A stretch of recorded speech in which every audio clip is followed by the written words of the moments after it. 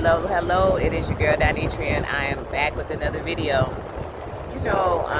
Life is what we make it, right? So we have options in life. We can bask on the negative or we can bask on the positive. Everyone has the same options. Everyone walks out their door and they're faced with negativity and they're faced with positive things, right? And we decide what we're going to feed into.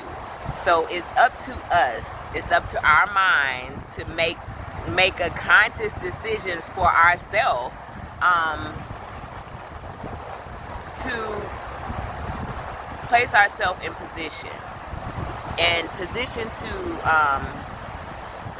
surround ourselves with positivity or surround ourselves with negativity. Like we totally have full control, even though we think we don't, because a lot of times we can walk out of our door and be full with negativity, right?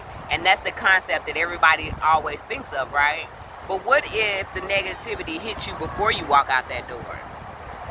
What if the negativity is right there where you live? What do you do about it? Like, you have to face it. So you have to be ready to challenge the world regardless of what it is that's coming against you, right?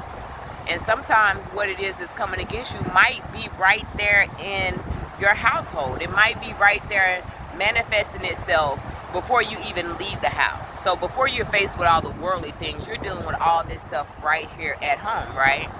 So our reality is that everybody don't think the same, right? So we live in a world where everyone thinks differently, and that's a beautiful thing, because we want everyone to have their own opinion, right? We're not in a dictatorship, right? Where someone says this and everyone does this, right? So we make a conscious decision for ourselves every day to whether we're going to comply or whether we're going to not comply. Like, we know the difference. Like, and if you don't know the difference, you have to do your research so you can find out the difference between what we're dealing with as like a mental war. It's a mental war. And if we don't take it on head on, if we don't take it on mentally, then we're going to lose the battle, because everyone wants to take it on like, oh, I'm ready to fight, I'm ready. No, it's not a physical battle. It's not a physical battle. It is a mental battle. And a mental battle has to be challenged mentally.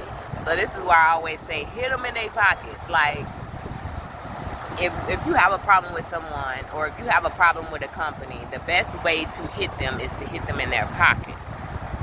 So if you look at boycotts and how they arranged boycotts over the years, all the way back to the sit out, like the sit in with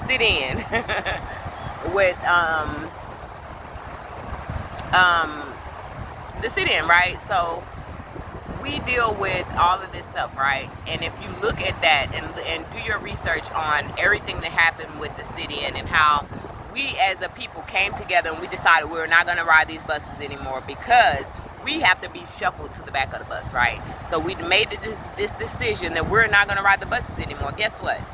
After 6 months, the buses could not continue to do business because they were low on gas.